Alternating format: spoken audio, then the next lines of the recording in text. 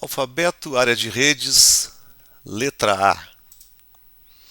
Então, letra A, temos autonegociação, protocolo ARP, alertas e ADSL. Então, começando por autonegociação, é um processo para definir, isso pode ter vários aspectos, certo? Mas aqui o foco é no uso mais comum, que é na questão de cabeamento. Então, na definição da velocidade e da forma de transmissão que uma porta de um switch, por exemplo, ou de um roteador, pode funcionar. Isso é um protocolo. Então, existem opções de escolha. Quando se coloca uma placa então em autonegociação, ela pode ir da melhor condição, que seria gigabit full duplex, até a pior condição, seria 10 megabits half duplex. Isso são pulsos que são trocados entre a interface do cliente e a porta de um switch. E a partir dessa negociação aqui, do número de pulsos, então isso aqui é como se fosse um código, se define quais as opções. Então, uma porta que só tem 100 megabits só ofertaria, por exemplo, essas condições aqui. Se ela é gigabit, ofereceria essas condições aqui. Então é assim que funciona a autonegociação. Protocolo ARP. Então ele é extremamente usado aí. Lembrando, protocolo ARP é usado em IPv4. Em IPv6 é o ICMPv6 que faz esse papel. Mas basicamente o que é? A partir de conhecer o endereço IP, então nós sabemos o endereço IPv4. Queremos saber o endereço físico, o endereço que fica na camada de enlace de dados. Então, por exemplo, aqui, nessa requisição, está se enviando este IP aqui. Tem outra função também. Ó. Esse é o MAC, o endereço físico do emissor. E está se pedindo aqui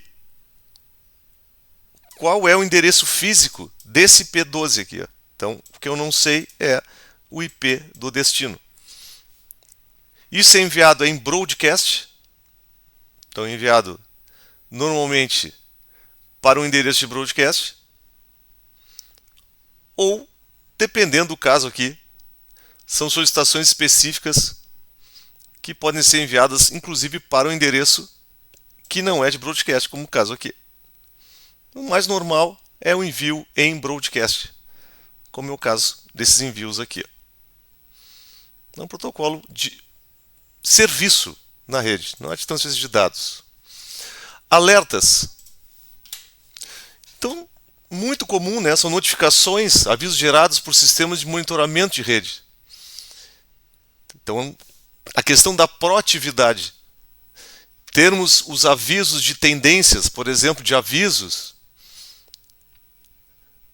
de condições estão ok, de condições desconhecidas, de condições críticas. Então, esses alertas aqui podem vir por e-mail, por Telegram, por WhatsApp, por emissões sonoras, qualquer coisa aqui que chame a atenção de quem é administrador de um serviço, de um host ou de um sistema. E depois a DSL, que é uma tecnologia de transmissão de dados de alta velocidade, vamos botar entre aspas aqui, né? Na sua constituição era, antes, né, do uso de fibra ótica chegando nas casas das pessoas. Mas a vantagem da DSL era o uso de linhas telefônicas, né, tradicionais. Ou seja, as pessoas tinham um telefone fixo em casa nessa época, né? Então, uma tecnologia que aproveitava esse meio físico para transmitir dados. Então, era basicamente isso. Na casa das pessoas, havia um equipamento aqui que era um modem, normalmente roteador. Normalmente também era o uso de roteamento. um splitter, que era um divisor aqui, para poder filtrar a frequência do telefone aqui, para não afetar a frequência usada na DSL. O par telefônico padrão, que já existia.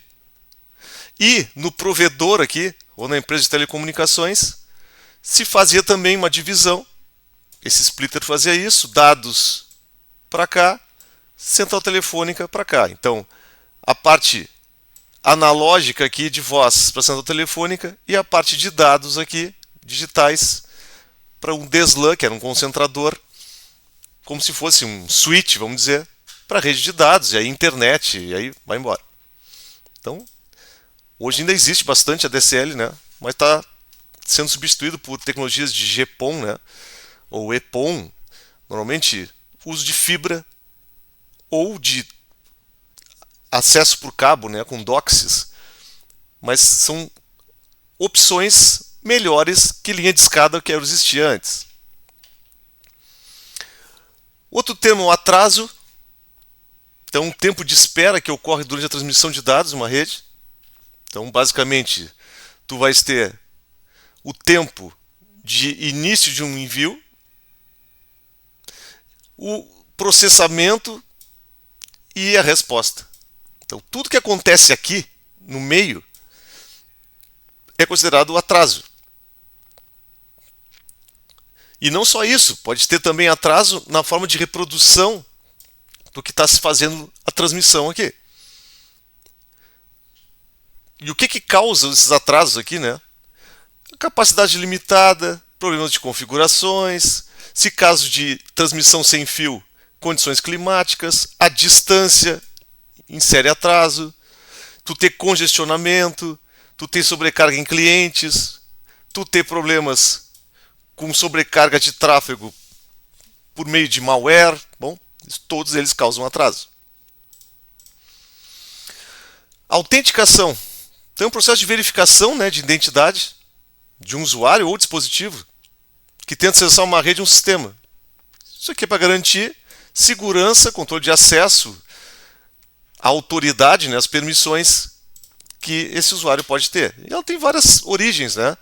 Pode ser por password, pode ser por multifatores, então usuário e senha e um código, por biometria, e pode ser leitura digital, por câmeras, tokens, então pode ter um pendrive, pode ter um cartão inteligente, um certificado gerado então por uma unidade certificadora, que é validado por terceiros, um single sign-on, então tu pode juntar essas coisas todas e ter uma autenticação única, que é bastante interessante, né? Não ter um usuário, uma senha e um método de autenticação para cada sistema. Então tem várias formas aí de fazer autenticação. O assimétrico, que é um tipo de conexão onde a velocidade de upload e download não são iguais. Então normalmente tu vais ter mais download do que upload. Por que isso aqui? Uma é uma questão de restrição tecnológica. A outra é a própria natureza do uso da rede por clientes. Onde tu vai ter, se tu tem uma largura de banda limitada, tu vai optar, como provedor, aumentar o download e preservar o upload. Porque o upload seria tráfego que vai do cliente em direção à rede externa. O download é contrário, né? Da rede externa para a rede interna, onde é a maior concentração, então, de tráfego. Muito bem. Aí temos o Apache.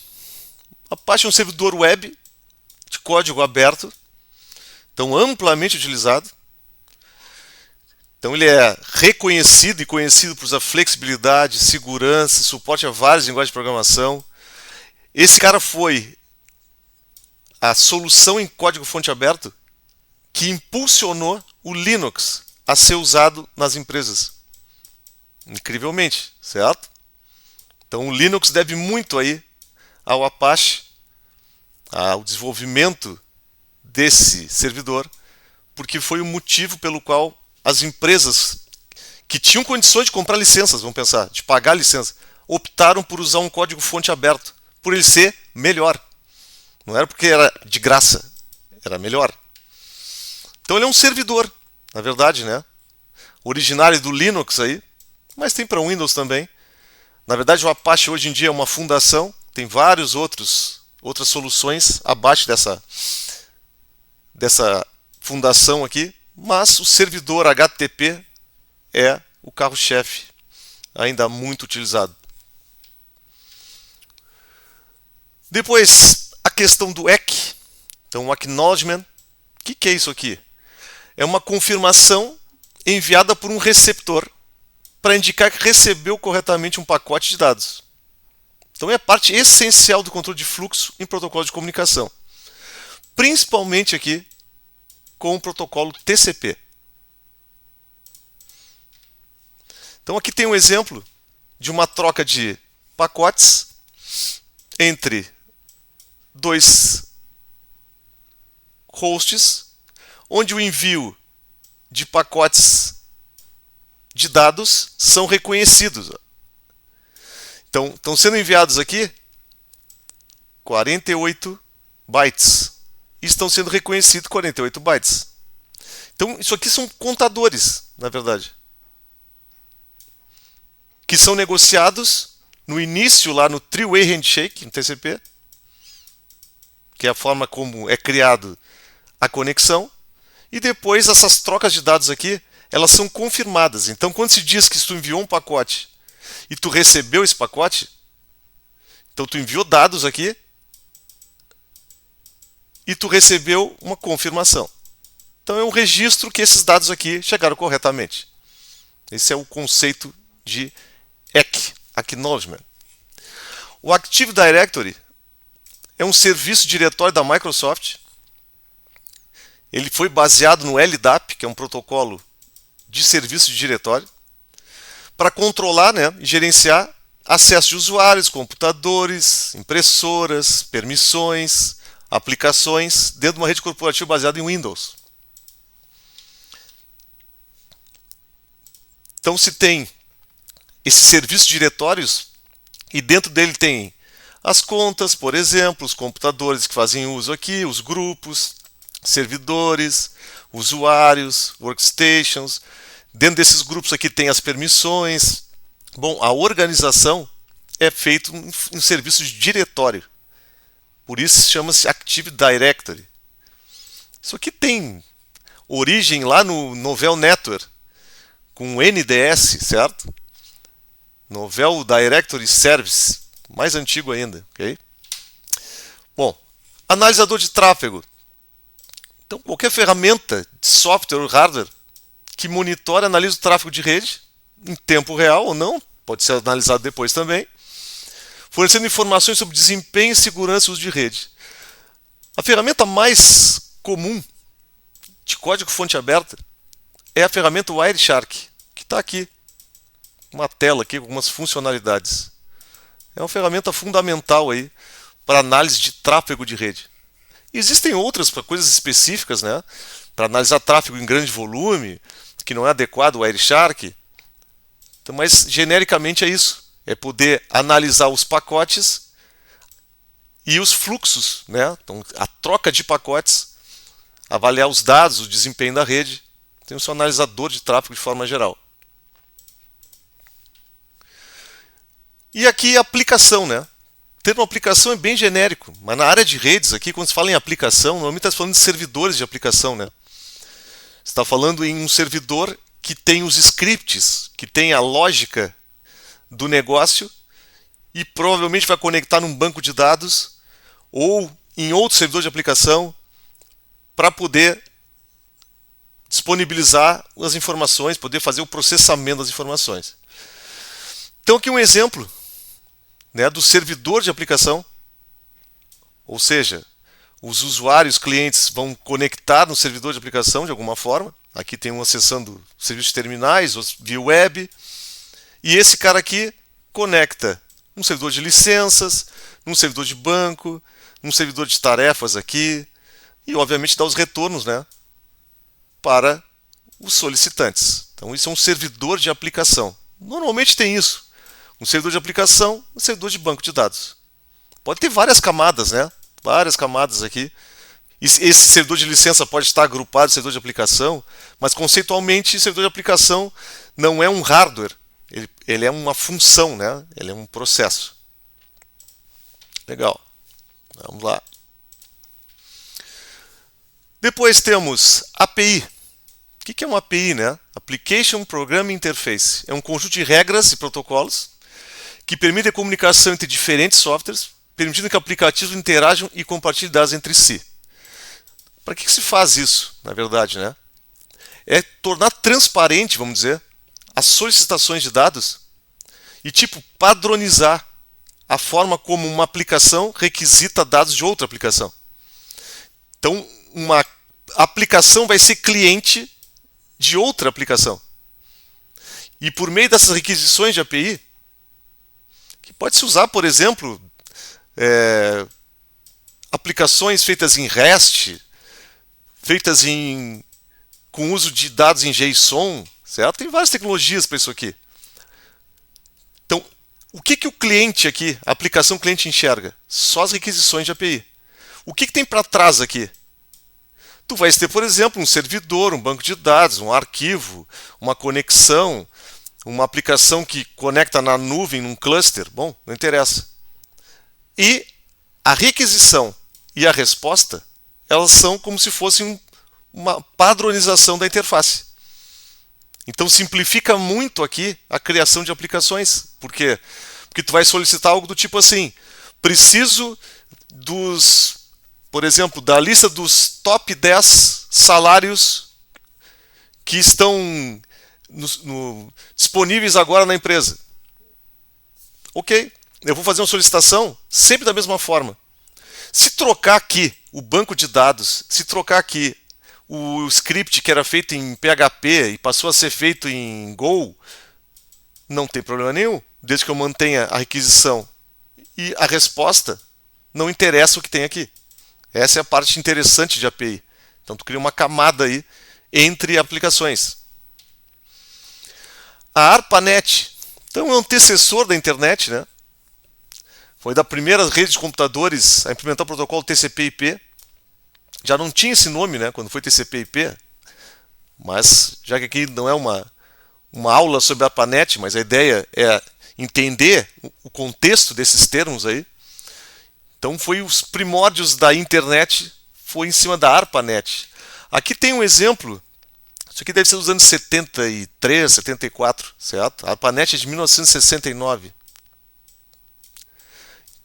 Com 4 nós. Aqui já tinham mais nós, né? Então já estava atravessando os Estados Unidos aqui, pegando a costa leste dos Estados Unidos, né? E depois teve enlaces para a Europa, para o Havaí aqui, depois até o Japão. Então isso aqui foi se expandindo dessa forma. Então se fala muito em ARPANET, desde a época da ARPANET. A ARPANET, pensem que é o início das redes continentais, né? Vamos pensar. O que é um argumento, né? O que é um argumento? É uma informação, um valor fornecido a um programa ou função para modificar seu comportamento ou operação. Então é fundamental para configurar a personalidade do software. Então muitas coisas dependem de saber o argumento certo, a opção certa. Então um exemplo aqui, bem simples. O que seria um argumento aqui? Esse cara aqui gera um calendário. O 2024 é um argumento passado para esse calendário, ele vai gerar o calendário de 2024. Isso aqui é uma coisa comum, né? Então esses parâmetros, esses argumentos, essas opções são fundamentais para a administração de redes, para a infraestrutura de redes, porque isso faz completamente distinto o resultado da execução de uma aplicação. Depois temos AS. O que é o AS? Autonomous System. Então, o que é basicamente isso aqui? Isso aqui é um conjunto de redes IP que são controlados por uma única organização e operam sob uma única política de roteamento da internet. Então, o que a gente pode considerar isso aqui? Peguei um exemplo aqui para poder explicar. Um AS poderia ser um provedor, poderia ser uma empresa, poderia ser, por exemplo, uma organização qualquer que possui um tamanho médio para grande, que possibilita que se tenha interações com outros AS. Então, em vez de ter um roteamento baseado numa faixa de IP, tu vai ter um roteamento baseado em um conjunto de endereços IP que fazem parte desse AS. Então, tu possui roteamento interno aqui e tu possui roteamento entre AS. A internet é baseada nisso. E o protocolo que usa essa forma de interação é o BGP. Então esse cara aqui, vamos dizer, é o coração da internet hoje. E ele é baseado nesses endereços aqui. É como se fosse uma identificação única de uma empresa, de um provedor. Basicamente isso. Mas com um foco em roteamento. Depois temos atenuação. Então, a atenuação tem vários sentidos, né? Mas para nós aqui, normalmente redução da intensidade do sinal em uma linha de transmissão, principalmente com fibra ótica. Então, ao longo de uma distância percorrida, e afeta a qualidade e velocidade da comunicação. A atenuação não é só por causa da distância percorrida. Vou mostrar depois o que pode acontecer aqui. Ó. Tu tens naturalmente, por distância de fibra, então aqui 3 km, tem uma inserção de 0,75 dB. dB é uma unidade de intensidade de sinal. Isso aqui é uma perda. O que é uma perda que tu já não consegue mais ter, por exemplo, definição do que é um sinal? Tu vais ter a partir de 20 dB, tu já não consegue mais fazer nada, certo? Tu teria que realimentar esse sinal. Então o que é isso basicamente? O sinal é enviado com uma intensidade e ao longo da distância ele vai perdendo intensidade. O que tem que fazer? Tu tem que fazer uma realimentação nele para poder seguir andando. Então tu tem um limite aqui de atenuação. Mas não é só por isso. Tu tem níveis de atenuação por inserção no conector, por emenda, por curvatura no cabo, por rompimento.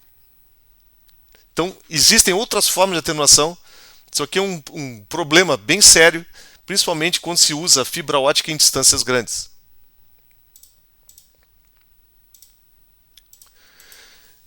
E por último aqui, o analógico, né?